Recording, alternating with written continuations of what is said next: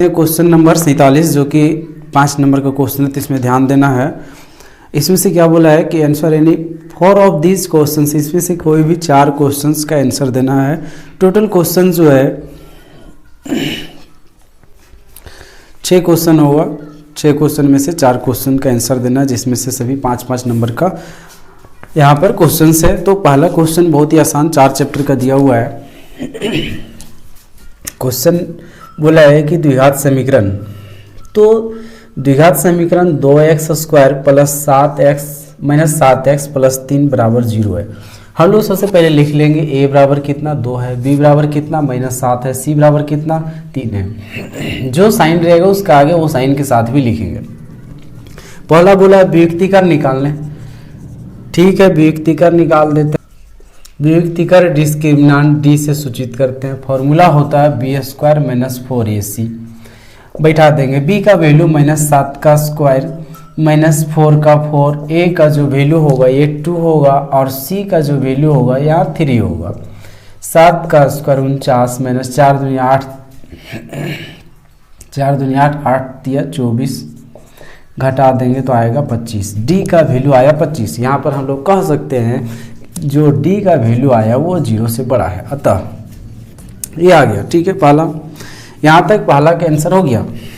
इसमें बोला मूलों की प्रकृति, इसके लिए हम लोग मूलों का प्रकृति क्या करेंगे लिखेंगे। चूंकि 3 जो d है d 0 से बड़ा है, तो इसलिए इसका 2 वास्तविक 2 मूल तो हो गई। अगर द्विघात समीकरण है 2 मूल होगा, त्रिघात रहेगा तो 3 मूल होगा। इसका 2 वास्तविक तथा अलग अलग मूल होगा, मूल होंगे। अच्छा, यहाँ पर हम लोग मूल होंगे 0 आता है, d 0 के बराबर आ जाता है, तो क्या लिखते हैं वास्तविक होता है लेकिन बराबर होता। ये 2 कंडीशन बस याद रखना। तीसरा जो होगा d जो होगा माइनस में आएगा, यानी कि 0 से छोटा रहेगा, तो उसका वास्तविक उसका अस्तित्व नहीं है, बस खत्म हो गया। लेकिन इसमें यहाँ पर है 0 से बड़ा है तो इसका वास्तविक और अलग अलग मूल है, इसका अस्तित्व है। अब द्विघाती सूत्र से उसका मूल भी ज्ञात करने बोला गया है, तो यहाँ पर लिखेंगे द्विघाती सूत्र से। द्विघाती सूत्र जो होता है x बराबर -b प्लस माइनस √d लिख सकते हैं। इसकी जगह पर हम लोग d लिख सकते हैं, या तो फिर b² माइनस 4ac, ये फॉर्मूला पूरा लिख सकते हैं जो कि भी है इसी के बराबर है। इसका सीधी सी बात है d जो 25 आया हम लोग d 25 बैठा सकते हैं, या तो फिर इतना फिर से वही प्रक्रिया कर सकते हैं। शॉर्टकट में इसी को बैठा देते हैं। यहाँ जो मन बैठा सकते, इसको बैठा सकते, इसको बैठा सकते, कोई दिक्कत नहीं है। b का वैल्यू यहाँ पर a माइनस फॉर्मूला से b का वैल्यू -7 दिया हुआ ऊपर देख सकते हैं, प्लस माइनस d का वैल्यू यहाँ पर रूट तो इससे फॉर्मूला से है, d के जगह पर केवल 25 बैठा दिए। बाई में 2a, 2 फॉर्मूला से a का वैल्यू यहाँ पर 2 है तो 2 बैठाएंगे। ठीक है, अब x बराबर हम लोग यहाँ लिख सकते हैं माइनस गुना माइनस प्लस 7 प्लस माइनस √25 का वैल्यू 5। ठीक है, 2 दूना 4, ये आ गया। अब क्या करेंगे, x बराबर 7 प्लस माइनस आ गया तो एक बार प्लस में ले लेंगे, 7 प्लस 5/4 और एक बार माइनस में 7 माइनस 5/4। x बराबर 7 प्लस 5 करेंगे तो बचेगा कितना 12 आएगा। 12 को 4 से भाग दे देंगे तो आ जाएगा 4 तिया 12, पहला मूल 3 आया। दूसरा 7 में 2 घटाएंगे तो 7 में 5 घटाएंगे 2 बचेगा, बटा में 4 कटेगा तो x बराबर आएगा 1/2। अतः 2 मूल यहाँ लिख सकते हैं लास्ट में, अतः 2 मूल 3 और 1/2 है। खत्म, ये हो गया। सिंपल से है, क्या किए, जो समीकरण दिया हुआ था a b c लिख लिए, उसके बाद यहाँ पर इसका व्यक्तिकर निकालने के लिए b² माइनस 4ac में लिख दिए इसको, b² माइनस 4ac, d बराबर होता है फॉर्मूला। अब इसमें बैठा दिए b का वैल्यू -7, 4 का 4, a का 2, c का 3, स्क्वायर कर दिया, माइनस का स्क्वायर प्लस हो गया, 7 का स्क्वायर 49, 4 दूनी 8, 8 दिया 24 हो गया। 49 में 24 घटाएं 25 बचा, जो कि 0 से बड़ा है कि छोटा है, तो जाहिर सी बात है कि बड़ा है, तो लिखेंगे चूंकि d ग्रेटर देन 0, मतलब कि d जो है 0 से बड़ा है, d का वैल्यू 25 आया तो 25 0 से बड़ा है, वही दिखा दिए। अतः इस कंडीशन में इसका 2 वास्तविक और अलग अलग मूल होगा। तो ये हो गया इसका विकटीकर, ये हो गया इसका प्रकृति। अब द्विघाती सूत्र से मूल, तो द्विघाती सूत्र बैठाएंगे, ये शॉर्ट वाला फॉर्मूला बी स्क्वायर यहाँ पर देख minus B plus minus root under B square minus 4ac, B square minus 4ac की जगह डी बैठा दिए बाय में 2 ये माइनस का माइनस बी का value -7 plus minus root under D का वैल्यू 25 बाय में 2 ए का वैल्यू 2, ए का वैल्यू 2, इसको माइनस माइनस कटिए 7 बच गया, प्लस माइनस रूट अंडर 25 का वैल्यू 5 आया, बटा में 2 दूना 4 हो गया।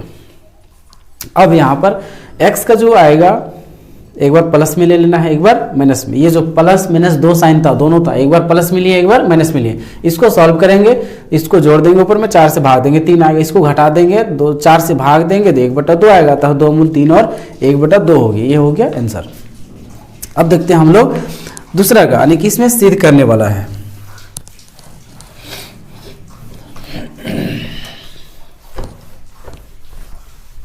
सिद्ध क्या करना है,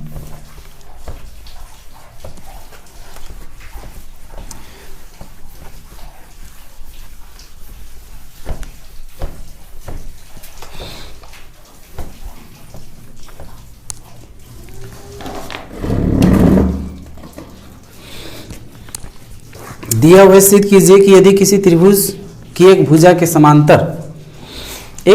समांतर दो अन्य भुजाओं को प्रतिच्छेद करने वाली रेखा खींची जाए तो वह तीसरी भुजा अच्छा, 2 अलग अलग बिंदुओं पर प्रतिच्छेद करने वाली रेखा उन्हें समान अनुपात में विभाजित करती, मतलब समानुपाती प्रमेय है, यानी कि 6.1 थेल्स प्रमेय है। प्रमेय 6.1, एक त्रिभुज है ABC जिसमें 2 भुजाओं को प्रतिच्छेद करने वाली एक रेखा PQ है और यह तीसरी भुजा के समांतर है। ठीक है, तीसरी भुजा के समान सिद्ध करना है कि ये जो प्रतिच्छेद कर रहा है ये समान अनुपात में विभाजित होता है। ठीक है, लिखेंगे, प्रमेय है तो 4 चीज लिखना है, दिया है, सिद्ध करना है, रचना और प्रमाण, इतना लिखना होगा। तो अब क्या लिखेंगे, दिया है ABC एक त्रिभुज है जिसमें लंबा करके लिख सकते हैं, नहीं तो इतना लिख के छोड़ सकते हैं। ABC एक त्रिभुज है जिसमें, ये शॉर्ट में लिख रहे हैं, जिसमें PQ समांतर किसका है, BC, तीसरी भुजा BC का है। ये शॉर्ट में हो गया, नहीं तो लॉन्ग करके लिख सकते हैं कि जिसमें PQ भुजाएं AB तथा AC को 2 अलग अलग बिंदुओं पर प्रतिच्छेद करने वाली रेखा PQ जो तीसरी भुजा BC के समांतर है, ऐसा लॉन्ग में लिख सकते हैं। सिद्ध क्या करना है, समान अनुपात, मतलब A से P और P से B का अनुपात और उधर A से Q और Q से C का अनुपात को बराबर दिखाना है। ठीक है, अब रचना क्या करना है कि P से लंब खींच दिए इस पर, लंब मतलब 90 डिग्री,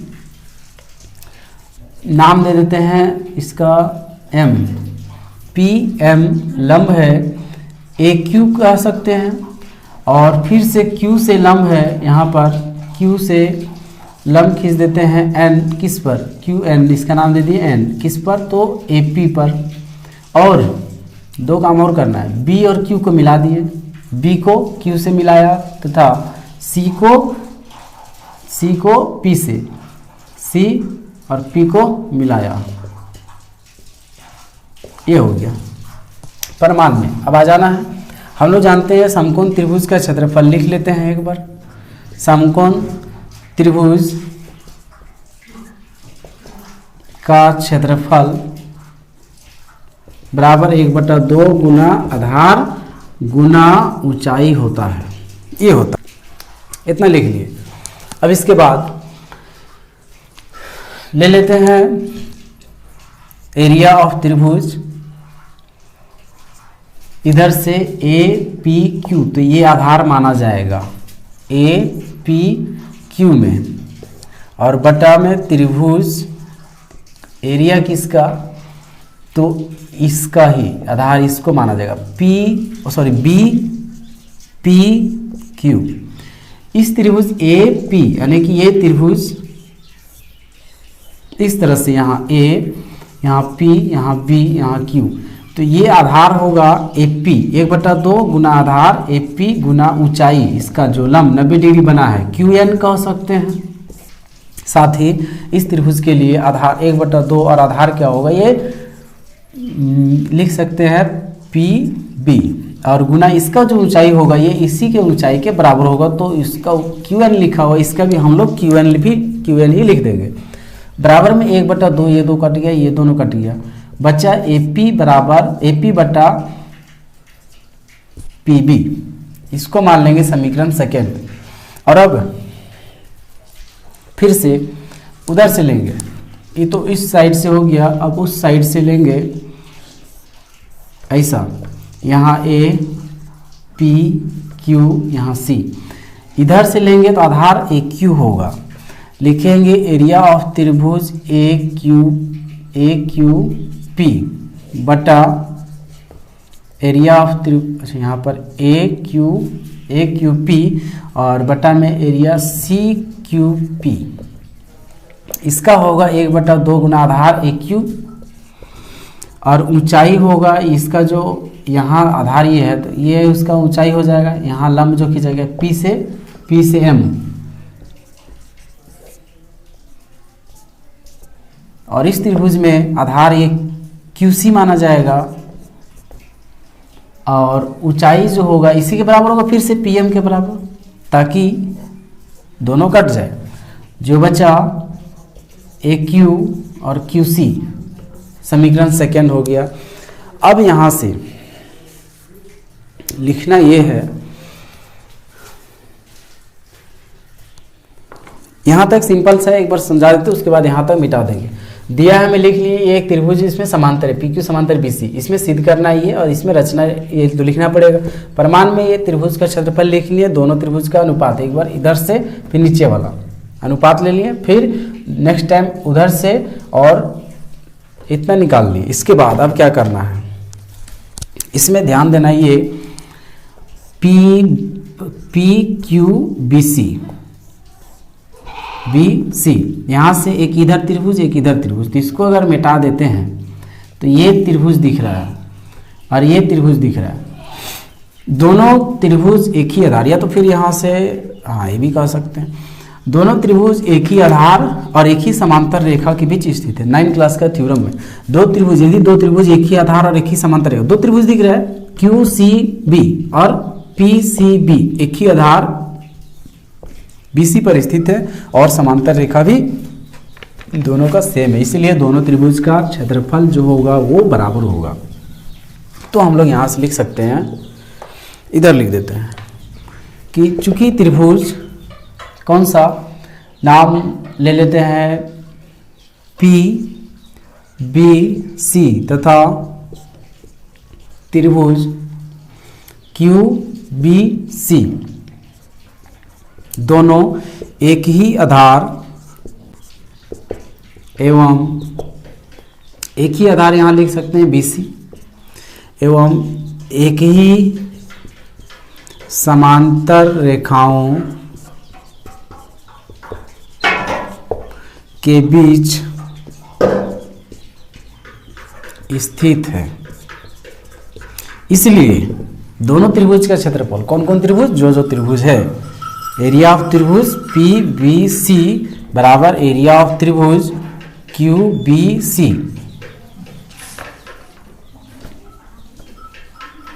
यहाँ पर ये होगा एरिया ऑफ त्रिभुज QBC, ये दोनों त्रिभुज का क्षेत्रफल बराबर होगा।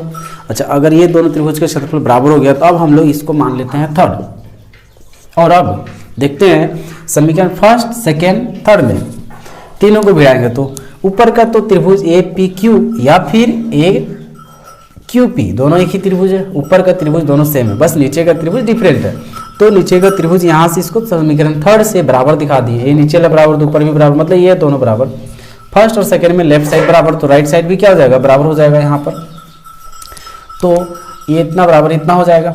यहाँ लिखेंगे समीकरण फर्स्ट, सेकेंड और थर्ड से क्या हो गया, AP बराबर AP बटा PB बराबर AQ बटा QC, ये हो गया प्रूफ, यही प्रूफ करना था, आ गया ये।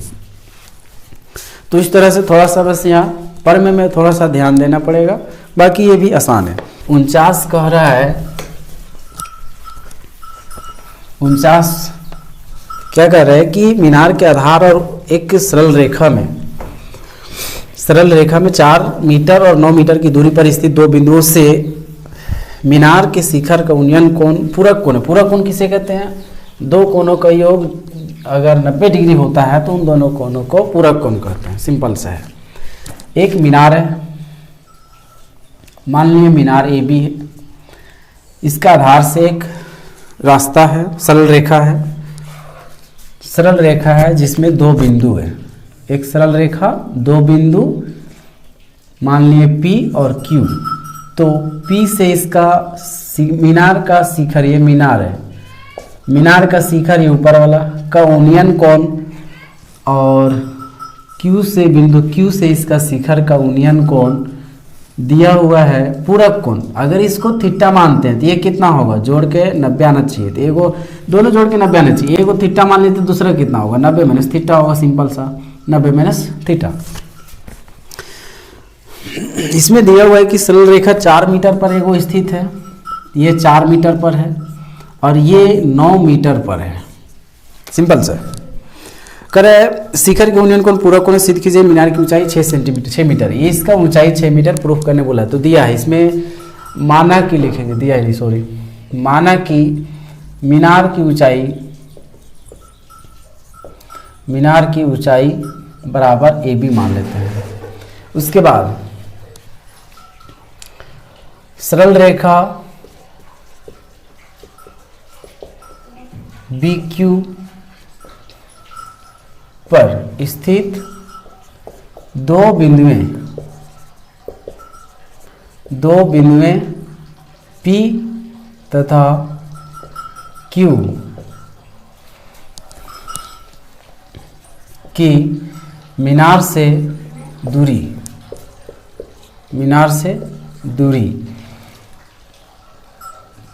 PB बराबर 4 मीटर और P से Q बराबर 9 मीटर। कोण लिख देंगे, उन्नयन कोण यहाँ लिख सकते हैं, उन्नयन कोण P पर एगो है थीटा और लिख सकते हैं 90 माइनस थीटा। अब इसमें लेंगे त्रिभुज ABP में, इसमें शॉर्ट में भी लिख सकते हैं, मीनार की ऊंचाई ये हो गया, उसके बाद डायरेक्ट ये लिख देना था, उसके बाद यहाँ से बनाना था, इसको लिखने की जरूरत भी नहीं था। त्रिभुज इसमें APB में, मतलब ये छोटा लंब है, तो क्या लिखेंगे, tan थीटा बराबर होगा लंब बटे आधार, लंब है यहाँ पर AB और आधार है यहाँ BP, tan थीटा और ये AB BP 4 लिखेंगे, फर्स्ट मानकर छोड़ देंगे। अब लेना है बड़ा वाला त्रिभुज ABQ में,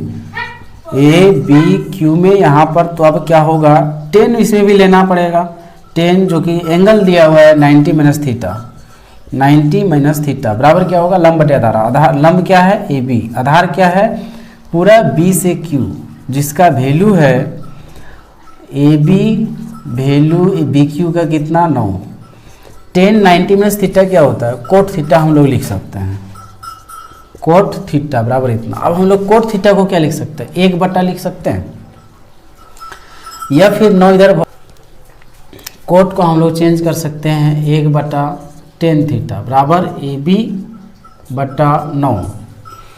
तो tan थीटा की जगह पर अब यहाँ हम लोग बैठाएंगे 1 और बटा में tan थीटा की जगह पर AB बाय में 4 और बराबर उधर है AB बटा में 9। ये 4 अभी नीचे में ऊपर चला जाएगा, 4 ऊपर बटा में AB 9 इधर भागा में, इधर आ जाएगा गुना में। ए बी इधर है भागा में, उधर जाएगा तो गुना में, तो ए बी गुना ए बी बराबर होगा ए बी स्क्वायर और 9 चौके 36, जो कि किसका स्क्वायर है 6 का। तो A B square square cut गया, ए बी बराबर कितना आया 6 मीटर। अतः लिख सकते हैं मीनार की ऊंचाई बराबर 6 मीटर आया, सेंटीमीटर है 6 मीटर आ गया। ये हो गया सिंपल सा। यहाँ तक लिखने के बाद दोनों त्रिभुज में अलग अलग ले लेना है, जो थीटा दिया हुआ है थीटा पर ले लेना है। 10 90 माइनस थीटा लेना है तो ये आ जाएगा कोट थीटा।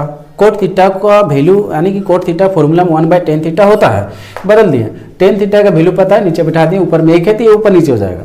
ए बी बटा 4 था, ये 4 बटा ए बी हो जाएगा, 4 बटा ए बी। ए बी इधर भागा में उधर गया गुना में, 9 इधर भागा में उधर गया गुना में, 9 चौके 36 हो गया, ए बी गुना ए बी स्क्वायर हो गया, इधर स्क्वायर उधर जाएगा रूट में, 36 का 6 आएगा, ए बी बराबर 6, यानी कि ए बी जो मीनार का ऊंचाई था ये 6 मीटर आ गया।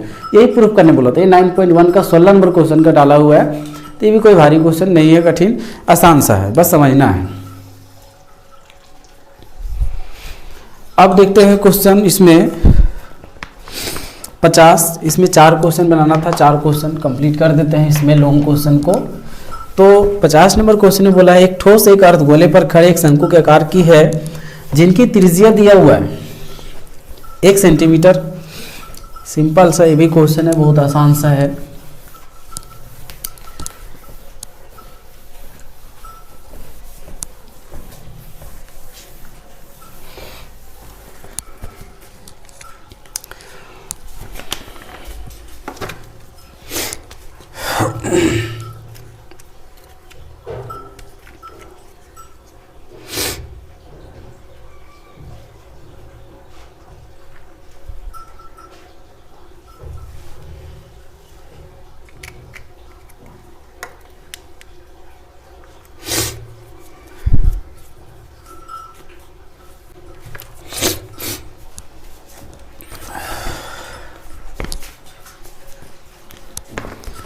क्वेश्चन में क्या कह रहा है कि एक ठोस से एक अर्धगोला पर खड़े एक शंकु के आकार का, एक अर्धगोला है, इसमें एक शंकु है इस तरह से, कह रहा है कि जिसकी त्रिज्या 1 सेंटीमीटर, तो इसमें दोनों की त्रिज्या 1 सेंटीमीटर होगा। शंकु की ऊंचाई त्रिज्या के बराबर है, शंकु का जो ऊंचाई है त्रिज्या के बराबर। त्रिज्या कितना दिया था 1, तो ये भी कितना रहेगा 1 रहेगा। कर इस ठोस का आयतन पाई के पदों में ज्ञात कीजिए। यहाँ लिख लेंगे कुछ इस तरह से, शंकु का त्रिज्या बराबर आर लिखें, मान लेते हैं 1 सेंटीमीटर, ठोस का बराबर है इसी का, त्रिज्या आर बराबर भी क्या होगा 1 सेंटीमीटर।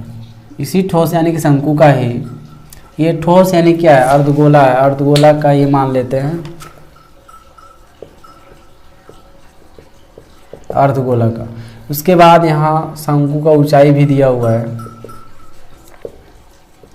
शंकु का ऊंचाई h बराबर कितना 1 सेंटीमीटर।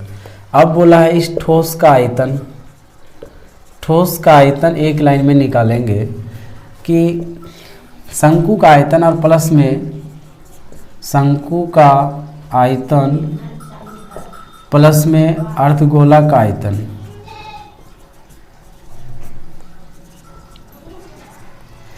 तो ये शंकु का आयतन 1/3 पाई आर स्क्वायर एच प्लस अर्धगोला का 2/3 पाई आर क्यूब होता है। ये हो गया। अब इसमें 1/3 पाई के पद में तो वैल्यू ने बिठाना है। आर कितना 1 का स्क्वायर 1 ही रहेगा, एच 1 ही होगा, 2/3 रह गया, पाई का पाई रहेगा, आर का क्यूब 1 का क्यूब 1 ही होगा। यहाँ से 1/3 पाई को 1 से गुना करेंगे वही रहेगा, प्लस 2/3 पाई को गुना करेंगे 1 का क्यूब 1 से तो वही रहेगा। दोनों सभी को जोड़ देंगे, पाई पाई कॉमन 1/3 2/3 3/3 आएगा, जो कि कट के केवल पाई आया, पाई सेंटीमीटर क्यूब इसका आयतन आ गया। यही इसका आंसर हो गया। सिंपल से क्या किए, पहले फिगर छाप लेना इस चैप्टर का क्वेश्चन के लिए। जो फिगर का रहा अर्धगोला पर एक शंकु अध्यारोपित है, ठीक है। तो जो अर्धगोला का आयतन यानी कि त्रिज्या होगा r 1 सेंटीमीटर, यहाँ जो त्रिज्या होगा वही त्रिज्या शंकु का भी देखने से भी पता चल रहा है, लेकिन इसका ऊंचाई, शंकु का ऊंचाई इसका त्रिज्या के बराबर 1 ठीक है, तीनों को लिख दिए। ठोस का आयतन एक लाइन में लिखना है, तो शंकु का आयतन प्लस अर्धगोला का आयतन हो गया। इसका फॉर्मूला बिठा देना 1/3 पाई r स्क्वायर h, अर्धगोला का आयतन 2/3 पाई r स्क्वायर 2/3 पाई r क्यूब बैठा देना। इसका वैल्यू बैठा देंगे, पाई के पद में निकालने वाले तो पाई का वैल्यू नहीं बैठाएंगे। यहाँ पर r का वैल्यू 1 का स्क्वायर, h का वैल्यू इसको बैठा दिए, पाई का वैल्यू r का भी वैल्यू बैठा दिए। अब सभी को 1 से गुना करके 1/3 ही रहेगा, पाई का पाई रहेगा, और 1 से गुना करके खत्म हो गया, वो 1 से गुना करके यही रहेगा। इसमें भी 1 खत्म हो गया, 2/3 पाई हो गया, पाई पाई कॉमन ले लिए, 1/3 और 2/3, 1/3 और 2/3 को जोड़ेंगे तो 3 3 3, नीचे में एलसीएम 1 और 2 3 आ गया। तो इस तरह से 3 3 कट गया, फिर पाई बच गया, पाई सेंटीमीटर क्यूब हो गया।